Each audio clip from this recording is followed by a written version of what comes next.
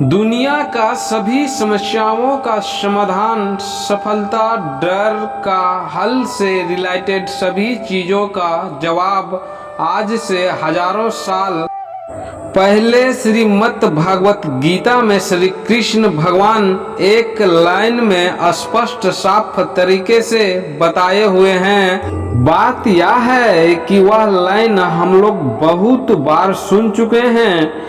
Problem यह है कि वो लाइन हम लोग ज़्यादातर लोग को समझ नहीं आता है, कि मुझे भी समझ नहीं आया था।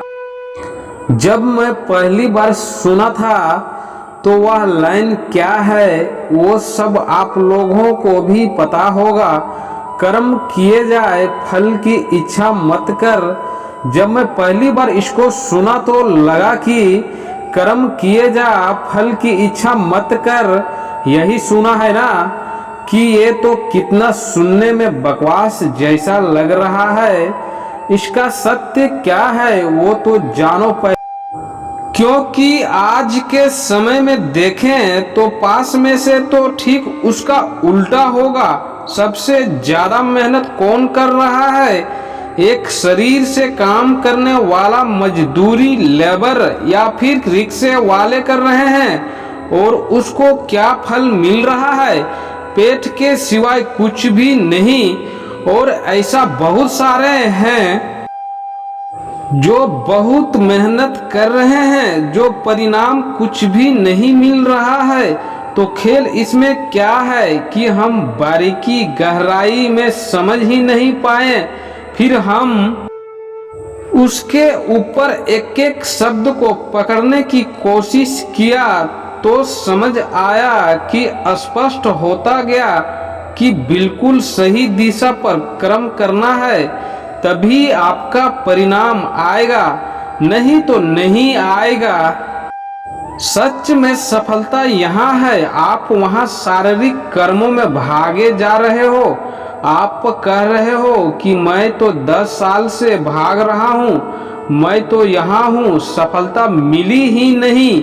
तो सीधा सा तरीका, विधि क्या है कि डायरेक्शन चलने का मार्ग ही गलत है। कर्म गलत डायरेक्शन में हो रहा है। अगर कर्म सही डायरेक्शन में हो जाए तो फिर सफलता का चिंता करने का सच में जरूरत ही नहीं पड़ेगा। बस ईमानदारी से मेहनत करते जाना है तो प्रॉब्लम सारे खत्म होते जाएंगे और हमारे सारे डर भी खत्म हो जाए और पूरी तरह से खत्म हो जाएगा। आपको सफलता जो चाहिए, जितना चाहिए वो हम लोगों को मिल जाएगा। इसका मतलब कुछ लोग क्या निकालते हैं कि कर्म किए जा फल की इच्छा ना कर। इसका मतलब है कि फल नहीं मिलेगा, जबकि यह नहीं है। भगवान गीता में श्री कृष्ण बोल रहे हैं कि किस लिए बोल रहे हैं? लड़ाई को हारने के लिए या लड़ाई को जीतने के लिए बोल रहे हैं? लड़ाई को जीतने के लिए, वो भी इतना बड़ा युद्ध में जीतने के लिए बोल गए हैं, ना कि हारने के लिए बोल गए हैं। अब देखें कि किस तरह से काम करता है। उससे पहले देखते हैं कि कर्म क्या है। कर्म 3 प्रकार के होते हैं। एक है जो अपने शरीर से काम करता है, जो हम समझते हैं कर्म के मतलब को, जो कि मेहनत बोलते हैं। वह कर्म इम्पोर्टेंट है ही नहीं, मैटर ही नहीं करता है। अगर कर्म से कितना भी 100% भी लगा लो, उसका परिणाम है सिर्फ 5% है। उसमें आप क्या शरीर से कर रहे हो, आप अपने जीवन में फर्क नहीं जब तक नहीं पड़ेगा। जैसे 2 लोग हैं, एक ही कर्म कर रहे हैं, ऐसे कर्म कर रहे हैं जो शरीर से ही एक ही आदमी से लड़ाई लड़ रहा है अपने फायदे के लिए, दूसरा लड़ रहा है किसी और के बचाने के लिए। लेकिन शरीर के लेवल तो दोनों एक ही तरह के कर्म कर रहे हैं। लेकिन दिमाग के लेवल पर अलग अलग कर रहे हैं। दूसरा क्रम के लेवल है जो हम बोलते हैं, तीसरा है जो हम सोचते हैं। असली खेल यहाँ है, जो इंसान सही सोच नहीं सकता क्या वो सही बोल सकता है, या संभव कभी नहीं वो सही बोल सकता है। जो सही बोल नहीं सकता वो करेगा क्या। तो सारे कर्मों की बात हो रही है, तो आप समझ सकते हैं कि कहाँ हो रही है। और वह कर्म क्या है, सोचने वाले लेवल की। जिसकी सोच ही सही दिशा में हो गई तो उसका जिंदगी सही दिशा में निश्चित जाना ही होगा कि नहीं, उसको तो फल मिलना ही मिलना है। जो फल के बारे में मांग रहा है कि हाथ ऊपर करके बैठे रहो कि हे भगवान मुझे फल दे दो, मुझे ये चाहिए, मुझे बहुत सारी इच्छाएं चाहिए, सब कुछ मांगते रहो और कर्म सही दिशा में करोगे नहीं तो क्या होगा, वो कभी भी मिलेगा ही नहीं। दूसरी तरफ से कुछ मत मांगो, लेकिन कर्म सही दिशा में करते चले जाओ तो उतना मिलेगा जो हम सब सपने में भी नहीं सोच सकते हैं। देखो, जिंदगी का सीधा सा फंडा है कि मेरा जीवन काल का एक्सपीरियंस क्या कहता है कि तब तक जो चीज नहीं मिली होती तब तक सफलता का खेल शुरू नहीं होता ना, तब तक आपको लग रहा होता है कि दोस्तों ये भी हो जाए तो बहुत है, ये भी हो जाए तो बहुत है। एक बार खेल शुरू होता है, जब उसका खेल शुरू होता है ना तो इतना आता है कि इतना आता है जितना हम सपने में भी नहीं सोच सकते हैं। समझ ही नहीं आता कि कहां से कैसे आ रहा है, बस क्रम सही दिशा में होनी चाहिए। और वो सही दिशा में कैसे होंगे, अगर मैं बुद्धि चैतन्य लेवल पर बात करूं तो महाभारत में समझाया गया है, दो जगह है जो अपने दिमाग को लगा सकते हैं।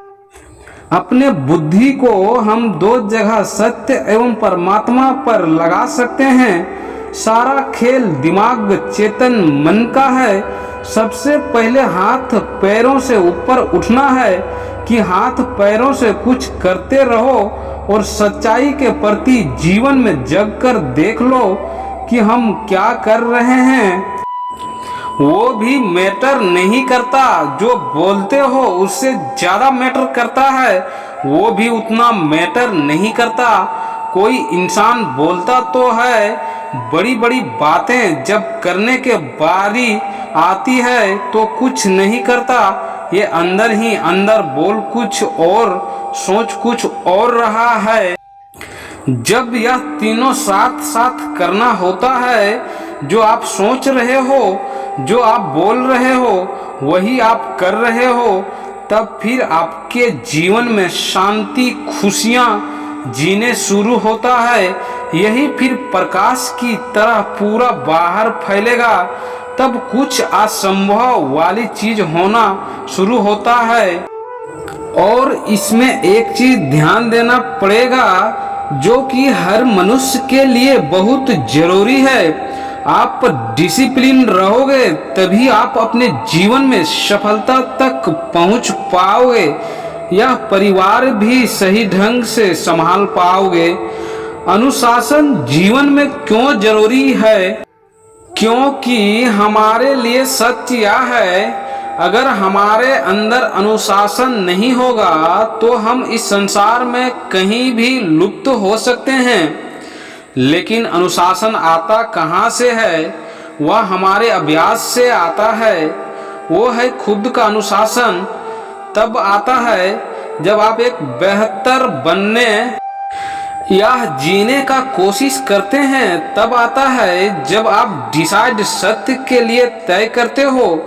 तब आता है जबकि समाज और देश हित के लिए बड़ा बनने का कुछ ठान लेते हो।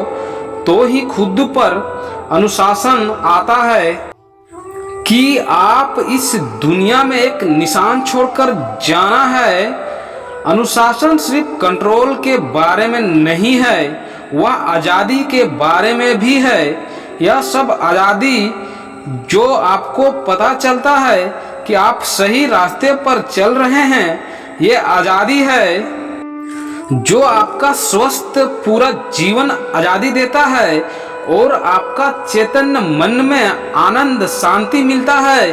ये आज़ादी आपको कोई मुफ्त में नहीं दे सकता है, ये आपको कमाना होता है खुद के अनुशासन से। और सबसे बड़ा यह है कि भावनात्मक रूप में शारीरिक से काम करता है। इसमें आपका ईगो कंट्रोल में रख पाओगे। अगर आप खुद के अनुशासन में रहोगे तो हर तरह का झेल पाने की क्षमता उस इंसान में होता है। जो मोटिवेशन कभी आता जाता रहेगा, लेकिन खुद का डिसिप्लिन स्थिर बना रहेगा जो कभी नहीं जाएगा। वो एक एक दिन का अभ्यास से होता है जो रोज रोज करना है। और इतिहास में कुछ देश हित के लिए महान होना करना शुरू होता है, तब वो चीज होती है जो सफलता बहुत छोटा शब्द होता है, जो सफलता में बहुत बड़ी हो जाता है, तब कभी सपने में भी नहीं सोचा होता, तब वह सब होने लगता है। जय हिंद, वंदे मातरम, जय श्री कृष्णा।